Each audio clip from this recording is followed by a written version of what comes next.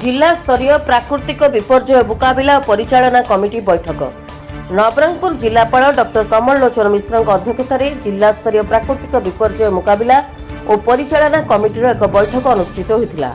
यह बैठक में मान्यवर नवरंगपुर सांसद बलभद्र माझी प्रतिनिधि जगदीश चंद्र बिशोई, मान्यवर विधायक नवरंगपुर प्रतिनिधि शुभजित पाणिग्राही, मान्यवर विधायक डाबुगा श्री मनोहर रंधारी, जिला परिषद सदस्य, पंचायत समिति अध्यक्ष अध्यक्षा, मुख्य उन्नयन अधिकारी तथा कार्यनिर्वाही अधिकारी बिरंची नारायण दरवान, अतिरिक्त जिलापाल नवीन चंद्र नायक, जिला जरूरीकालीन अधिकारी गीतांजलि बेहेरा, जिला जरूरीकालीन विभाग जिला प्रकल्प अधिकारी हिमांशु शेखर पट्टनायक समेत जिला स्तरीय समस्त अधिकारी जिलार समस्त अधिकारी जोग देइथिले। विशेषकर वर्षा दिन बन्या समय यार सफल मुकाबिला किपरि भाबरे करा जाई पारिबो से विषय विस्तृत भावे आलोचना होइतिला। जिल्ला रे थिबा दुर्बल नदी बंधगुड़िक शीघ्र चिन्हट करी तार मरामती करिवा पई संपृक्त विभागीय अधिकारी को जिलापाल डॉक्टर मिश्र निर्देश दैछन्ति।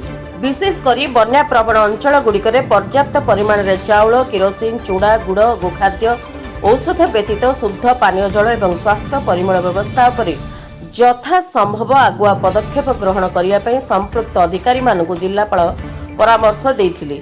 बन्या प्रभावित अंचल मानकरे संभाव्य महामारी को प्रतिहत करने निमंते जिला मुख्य चिकित्सा अधिकारी मानक सहित उपस्थित थिबा विभागीय अधिकारी मानकु परामर्श देवा सहित बन्या प्लावित अंचल रे आवश्यक औषध तथा साप कामुड़ा इंजेक्शन, हेलोजेन बटिका, ओआरएस, ब्लीचिंग पाउडर इत्यादि मौजूद रखिया पई दृष्टि आकर्षण करथिले। विपर्यय समय जेमिति प्रभावित लोकंकु सुरक्षित उद्धार आश्रयस्थल रखिया व्यवस्था, जोगाजोग व्यवस्था, खाद्य पानीय, शिशु खाद्य, औषध, आलोकर व्यवस्था, नियंत्रण केन्द्र स्थापन, महिला, शिशु, भिन्नक्षम और वृद्ध वृद्धा को सुरक्षित स्थानांतरित उपरे आलोकपात करथिले।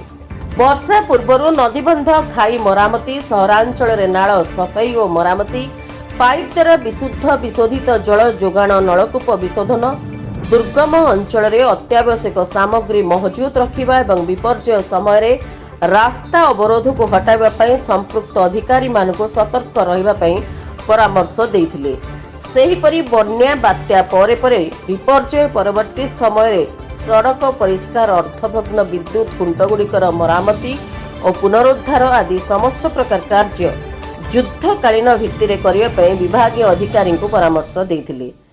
सेहीपरि निर्धारित समय मध्य सठिक दृष्टिर परिमाण जिला जरूरीकालीन उपविभाग को प्रेरण करिया पई संपृक्त गोष्ठी उन्नयन अधिकारी मानकु निर्देश देइथिले। एही अवसर रे जिला प्राकृतिक विपर्यय परिचालना खसड़ा 2024 पुस्तक उपस्थित थिबा अतिथि मानक द्वारा उन्मोचन होइथिला।